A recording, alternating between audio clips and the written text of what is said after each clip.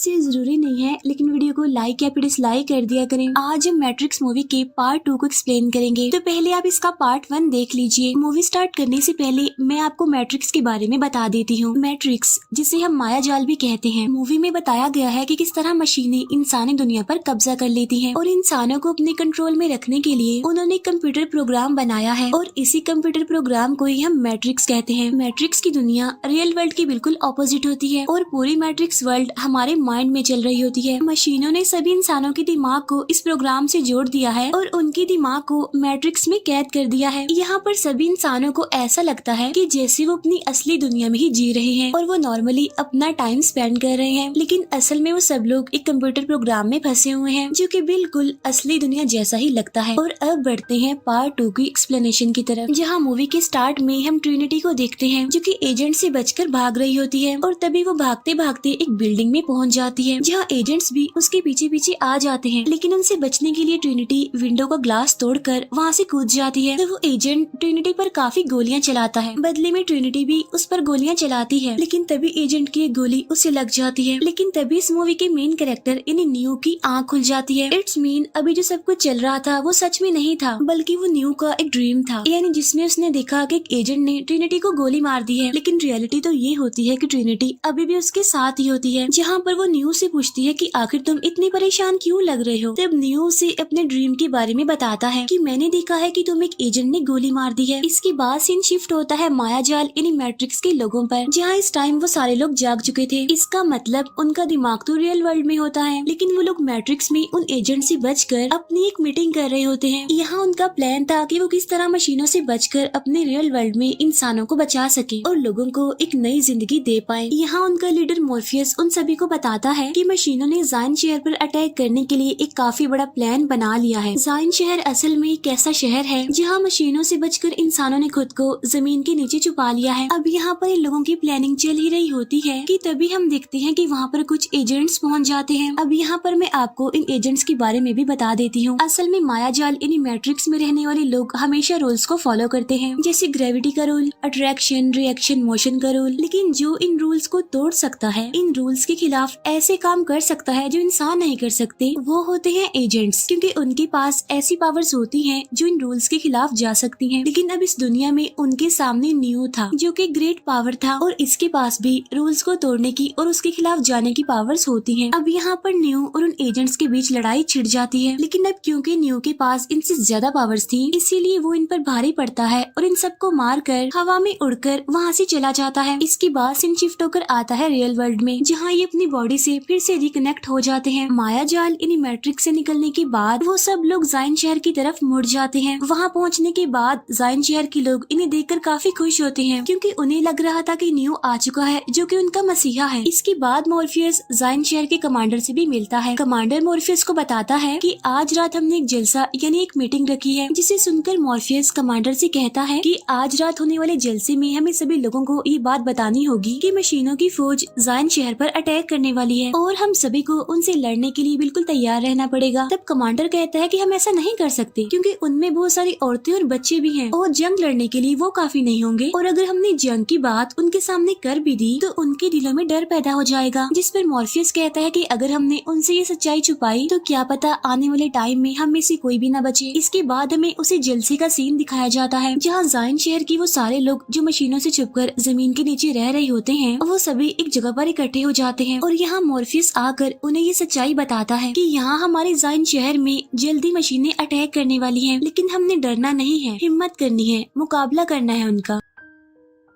तब उसकी ये बात सुनकर काफी लोग उसे सपोर्ट करते हैं और खुश होते हुए नारे लगाने लगते हैं। अब यहाँ एक तरफ तो ये लोग अपने जलसे को सेलिब्रेट कर रहे थे, उधर न्यू और ट्रिनिटी भी दोबारा रिलेशनशिप में आ जाते हैं। इसके बाद सीन शिफ्ट होकर नेक्स्ट डे पर जाता है, जहाँ मैट्रिक्स में मॉर्फियस के कुछ साथी एजेंट से बचकर भाग रहे होते हैं और ये लोग हमेशा की तरह टेलीफोन बूथ के पास पहुंचकर कॉल करके खुद को ट्रांसपोर्ट कर लेते हैं। लेकिन तभी वहाँ पर एक एजेंट पहुँच जाता है और ये वही एजेंट था जिसने न्यू को मार दिया था। अब ये दोबारा जिंदा कैसे हो गया और यहाँ पर कैसे आ गया इसके बारे में हम आगे जानेंगे। यहाँ उस एजेंट ने दूसरे पर्सन की बॉडी में हाथ डालकर उसे पूरी तरह से अपने जैसा बना लिया होता है। इट्स मीन अब इस एआई के अंदर इतनी ज्यादा पावर आ चुकी है कि मैट्रिक्स के लोगों को सेम टू सेम अपने जैसा बना सकता है। इसके बाद हमें जायन शहर का सीन दिखाया जाता है जहाँ पर न्यू और उसकी टीम दोबारा से अपने लोकेशन पर जाने लगते हैं और उनकी लोकेशन जायन शहर से बाहर होती है। अब यहाँ पर उनका मकसद रास्ते में आने वाली मशीनों को रोकना था। इसके बाद उनकी पूरी टीम अपने स्पेसशिप में बैठकर जायन शहर से काफी दूर चली जाती है। उनके जाने के बाद कमांडर काउंसलर को कहता है कि हमें मॉर्फियस को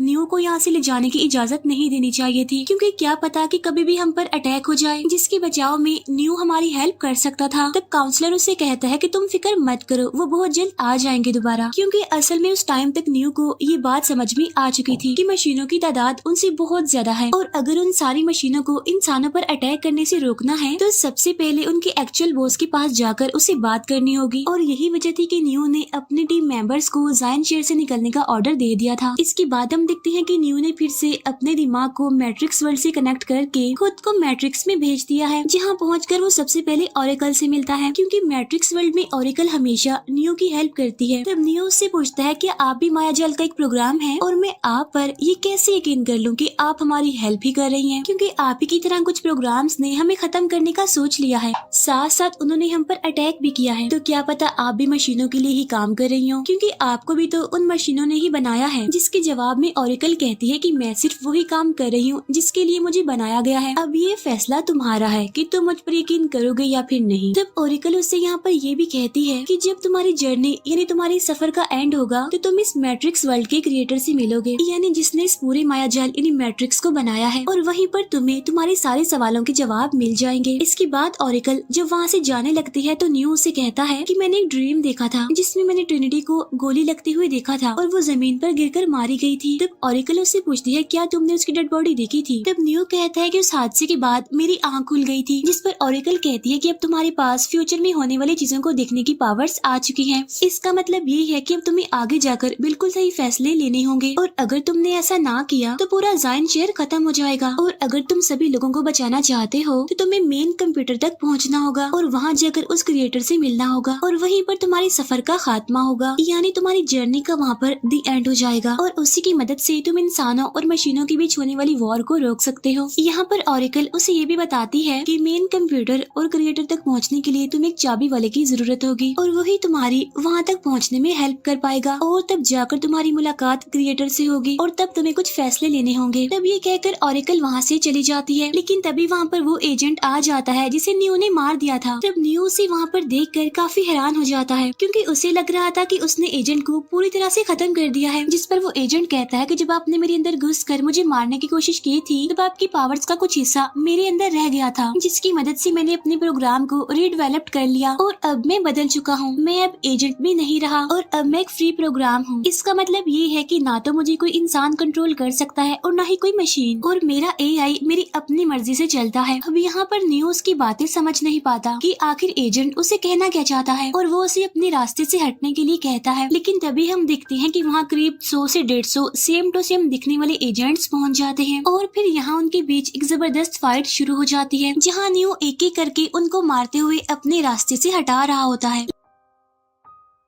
लेकिन यहाँ पर वो एजेंट भी उसे कड़ी टक्कर दे रहे होते हैं। लेकिन अब क्योंकि न्यू ग्रेट पावर था इसीलिए वो सभी एजेंट्स उसके सामने टिक नहीं पा रहे थे, और यहाँ पर न्यू उड़कर उन सभी को मार रहा होता है। लेकिन तभी हम नोटिस करते हैं कि उन एजेंट्स की तादाद तो कम हो ही नहीं रही थी, वो आहिस्ता आहिस्ता करके बढ़ते ही जा रहे थे। अगर वो 100 को अपने रास्ते से साफ करता था तो 200 उसके सामने आ जाते थे, और अगर 200 को करता था तो 400 आ जाते थे। अब इतने सारे एजेंट्स होने की वजह से वहाँ पर आहिस्ता आहिस्ता न्यू हार मानने लगता है। इसके बाद खुद वो एजेंट आकर न्यू को अपने जैसा बनाने की कोशिश करता है, जैसा कि उसने बाकियों को अपनी तरह बनाया था, यानी उनकी बॉडी में हाथ डालकर। वो न्यू को ऐसा बना भी देता है, लेकिन न्यू अपनी पावर से फिर से अपनी बॉडी को रीजनरेट कर लेता है और वापस से अपनी रियल वर्ल्ड में आ जाता है। तब यहाँ पर ट्रिनिटी उससे पूछती है कि तुम इतने हैरान इतने परेशान क्यों लग रहे हो। तब न्यू उससे बताता है कि मैट्रिक्स में सेम टू सेम उस एजेंट जैसे दिखने वाले लोग पहुँच चुके हैं जिसे मैंने मार दिया था। तो हो सकता है कि शायद ये मैट्रिक्स वर्ल्ड का कोई ग्लिच हो, लेकिन फिर भी वो हमारे लिए खतरा है, हम सबकी जान ले सकता है वो, क्योंकि पहले तो हमें सिर्फ एक एजेंट से डर था, लेकिन अब तो बहुत सारे हो गए हैं उस जैसे। न्यू यहाँ पर हैरान इसलिए था क्योंकि ऐसा उसने पहले कभी भी नहीं देखा था। उस एजेंट ने लोगों को किसी तरह बदल कर अपने जैसा बनाने का तरीका ढूंढ लिया है। यहाँ पर मॉर्फियस उससे कहता है कि तुमने ऑरेकल से बात की, उसने तुम्हें क्या बताया? तब न्यू कहता है कि उन्होंने मुझे किसी चाबी वाले से मिलने के लिए कहा है। इसके बाद ये लोग फिर से मैट्रिक्स में चले जाते हैं। वहाँ जाकर ये एक आदमी से मिलते हैं जिसका नाम मैरोविंजन होता है और मैरोविंजन वही होता है जिसने चाबी वाले आदमी को अपने कैद में रखा होता है। न्यू उससे कहता है कि हमें चाबी वाले आदमी की जरूरत है, तो तुम मुझे प्लीज उस तक पहुंचा दो। लेकिन मैरोविंजन उसकी बात नहीं मानता और उसे यहाँ से वापस जाने के लिए कहता है। अब हालांकि यहाँ पर न्यू वापस तो जाना नहीं चाहता था, लेकिन यहाँ पर वो मैट्रिक्स के लोगों से लड़ाई भी करना नहीं चाहता था, इसीलिए वो मॉर्फियस और ट्रिनिटी के साथ वापस जाने लगता है। लेकिन तभी उसके सामने मैरोविंजन की वाइफ आ जाती है और वो न्यू को कहती है कि मैं तुम्हें जानती हूँ, मुझे लगता है कि शायद अब से पहले हम लोग मिल चुके हैं, मैं इस काम में तुम्हारी हेल्प कर सकती हूँ,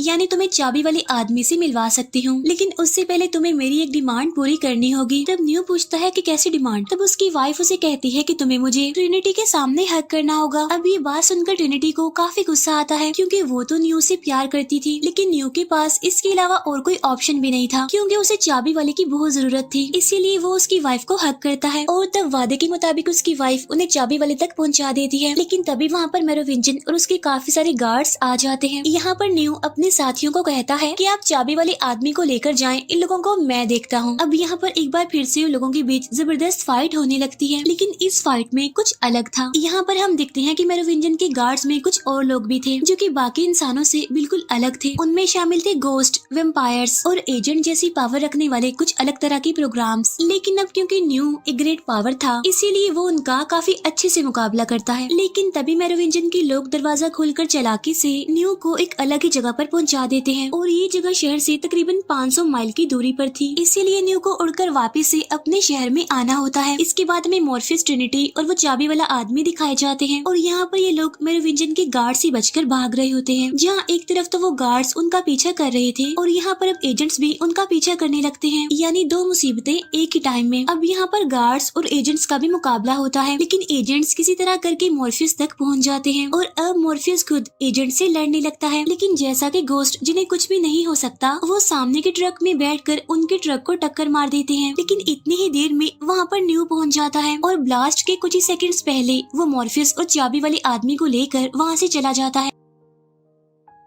इसके बाद हमें जाइन शहर का सीन दिखाया जाता है और यहाँ पर कमांडर अपने सारे सोल्जर्स को रेडी कर रहा होता है और बताता है कि तकरीबन 9 घंटों में वो सारी मशीनें जाइन शहर पर अटैक कर देंगी, इसीलिए हम सबको उनसे लड़ने के लिए बिल्कुल तैयार रहना होगा। उधर चाबी वाला मैट्रिक्स में न्यू को क्रिएटर तक पहुँचने का रास्ता बता रहा होता है और कहता है कि उसके सामने का दरवाजा सिर्फ 5 सेकंड्स के लिए ही खुला रहेगा, इसीलिए तुम्हें काफी स्पीड में वहाँ तक पहुँचना होगा। जिस पर न्यू कहता है कि वो सब आप मुझ पर छोड़ दें, आप बस सिर्फ ये करें कि उस दरवाजे की चाबी बनाएं। लेकिन वहाँ पर जाना इतना आसान नहीं था क्योंकि तभी उनके सामने वही एजेंट आ जाता है। अब यहाँ पर न्यू काफी मुश्किलों का सामना करते हुए सारे एजेंट्स को मारकर मेन कंप्यूटर तक पहुँचने की कोशिश करता है, लेकिन इससे भी चाबी वाला आदमी मारा जाता है। लेकिन मरने से पहले वो मेन कंप्यूटर रूम की चाबी उसे दे देता है। अब इस बिल्डिंग के ब्लास्ट होने से पहले न्यू अपनी फुल स्पीड में मेन कंप्यूटर रूम में पहुँच जाता है, जहाँ पर उसकी मुलाकात इस मैट्रिक्स के क्रिएटर से होती है, यानी इसी पर्सन ने इस पूरे मैट्रिक्स को बनाया है। यानी यहाँ की बिल्डिंग्स, यहाँ के रूल्स, यहाँ के सभी इंसान, स्कूल, कॉलेजेस और आम लोगों की आम जिंदगी, ये सब कुछ असल में इस क्रिएटर की ही गेम थी। अब यहाँ पर असल में ये क्रिएटर मशीन्स के लिए ही काम करता था, क्योंकि मशीनें तो तभी जिंदा रह सकेंगी ना जब इंसान के दिमाग की वेव्स उन्हें एनर्जी देती रहेंगी। तब न्यू उससे पूछता है कि आखिर तुमने मुझे यहाँ तक क्यों बुलवाया? तुम जानती थी कि मैं यहाँ पर आऊंगा तुमसे मिलने के लिए, तो बताओ आखिर मैं हूँ कौन? तब क्रिएटर उससे कहता है कि तुम हमारे सिस्टम में होने वाला एक फॉल्ट हो, क्योंकि हर बार जब भी मैट्रिक्स बनता है तो उसमें कोई ना कोई फॉल्ट तो हो ही जाता है, और इस वाले पूरे सिस्टम की फॉल्ट तुम हो, क्योंकि तुमने अपने आप को रूल से बिल्कुल फ्री कर लिया है। तुम वो सारे काम कर सकते हो जो आम इंसान नहीं कर सकते, और तुम हमसे होने वाली छठी गलती हो। इसका मतलब ये है कि न्यू छठा था जो इस क्रिएटर से मिलने आया था, यानी इसका मतलब ये है कि अब से पहले 5 मरतबा मैट्रिक्स को बनाकर उसे खत्म कर दिया गया। तब इन बातों को सुनकर न्यू भी काफी हैरान हो जाता है कि मैं पहला नहीं हूँ जो इस क्रिएटर तक पहुँच गया, बल्कि मुझसे पहले भी 5 ग्रेट पावर्स इस क्रिएटर से मिल चुकी है, लेकिन लेकिन फिर भी न्यू को इन बातों की समझ नहीं आती। तो वो क्रिएटर कहता है कि हर ग्रेट पावर को मुझसे मिलने में काफी मुश्किलात का सामना करना पड़ता है और फिर मिलने के बाद उन्हें एक फैसला करना होता है और वही फैसले का टाइम आज तुम्हारे सामने आ चुका है। असल में वो क्रिएटर न्यू को ये बताने की कोशिश कर रहा था कि जब एक मैट्रिक्स को बनाया जाता है तो पहले तो वो सही चलता है और जब उसमें तुम जैसी ग्लिच यानी फॉल्ट आ जाता है तो उसका लास्ट पॉइंट मुझ तक ही खत्म होता है। और बिल्कुल वैसा ही आज भी होने वाला था, क्योंकि मैट्रिक्स की ये पूरी दुनिया अब खत्म होने वाली है। इसके बाद एक और नया मैट्रिक्स वर्ल्ड बनाया जाएगा, लेकिन उसे बनाने से पहले तुम्हें कुछ फैसले करने होंगे। तुम्हें इन दोनों चीजों में से किसी एक चीज को चूज करना होगा। एक चीज तो है ट्रिनिटी जो कि तुमसे प्यार करती है, और दूसरी तरफ मैं तुम्हें 23 लोग दूंगा जिसमें से 16 औरतें और 7 मर्द होंगे, जिनके साथ तुम एक नई मैट्रिक्स की दुनिया बना सकते हो। अब ये तुम्हारी मर्जी है कि तुम इन दोनों में से किस चीज को चूज करोगे। अब हालांकि पिछली 5 मरतबा सेम चीज रिपीट होती आई है, लेकिन यहाँ पर न्यू अलग चूज करता है और वो कहता है कि मुझे किसी को भी नहीं बचाना और मेरे लिए सिर्फ और सिर्फ ट्रिनिटी ही सबसे आगे है। अब यहाँ पर एक काफी बड़ा ब्लास्ट होने लगता है, जिससे ये पूरा कंप्यूटर प्रोग्राम खत्म होने लगता है, जहाँ से न्यू फुल स्पीड में निकलकर वहाँ से भाग जाता है। और यहाँ पर हम देखते हैं कि न्यू की जान खतरे में देखकर ट्रिनिटी उसे बचाने के लिए यहाँ पर आ जाती है। और ये वही ड्रीम होता है जो न्यू को आया था मूवी के स्टार्ट में, जहाँ एक बिल्डिंग से कूद जाने के बाद एक एजेंट ट्रिनिटी को गोली मार देता है। लेकिन तभी हम यहाँ पर देखते हैं कि न्यू वहाँ पर आकर ट्रिनिटी को बचा लेता है और जो जमीन पर गिरता है वो कोई और नहीं बल्कि एजेंट होता है, जो कि गाड़ी पर गिरने से मारा जाता है। तब न्यू ट्रिनिटी को वहाँ से लेकर एक बिल्डिंग की छत पर आ जाता है, लेकिन तभी न्यू देखता है कि ट्रिनिटी मरने वाली है क्योंकि उसकी हार्ट बीट बंद हो चुकी है। लेकिन न्यू ये जानता था कि वो ग्रेट पावर है और इस मैट्रिक्स वर्ल्ड को पूरी तरह से बदल देने की पावर उसके पास होती है, इसीलिए वो अपनी पावर से उसकी बॉडी में हाथ डालकर उसकी हार्ट बीट को फिर से स्टेबल कर देता है, जिससे ट्रिनिटी अब ठीक होने लगती है। इसके बाद ये दोनों अपने रियल वर्ल्ड में वापस आ जाते हैं। यहाँ पर न्यू मॉर्फिस को बताता है कि 24 घंटों में सारी मशीनें जायन शहर पर अटैक कर देंगी और हमें उन्हें रोकना होगा। लेकिन तभी कुछ मशीनें अपने बॉम्ब को उनके स्पेसशिप पर फेंक देती हैं, जिसकी वजह से उनकी शिप को काफी नुकसान पहुँचता है। तब ये लोग अपने शिप से निकलकर वहाँ से भागने की कोशिश करते हैं और इस टाइम उनके पीछे बहुत सारी मशीनें पड़ चुकी थी। लेकिन तभी न्यू सोचता है कि मुझे भागना नहीं बल्कि इनका मुकाबला करना है, और तब वो उन सबके सामने एक ढाल बनकर खड़ा हो जाता है और अपने एक हाथ से उन सारी मशीन्स को रोक देता है। लेकिन ऐसा करने से उसकी बॉडी से बहुत सारी पावर्स चली जाती हैं, जिसकी वजह से वो वहीं पर ही गिर जाता है। अब ऐसा करके न्यू ने उनकी जान तो बचा ली थी, लेकिन अभी भी खतरा टला नहीं था। जब न्यू को शिप में वापस लाया जाता है तो पता चलता है कि न्यू कोमा में जा चुका है। इसके बाद हम उस पर्सन को भी देखते हैं जिसका स्टार्ट में उस एजेंट ने अपनी बॉडी के साथ ट्रांसफर कर लिया था, और इसी सस्पेंस के साथ ये मूवी यहीं पर एंड हो जाती है।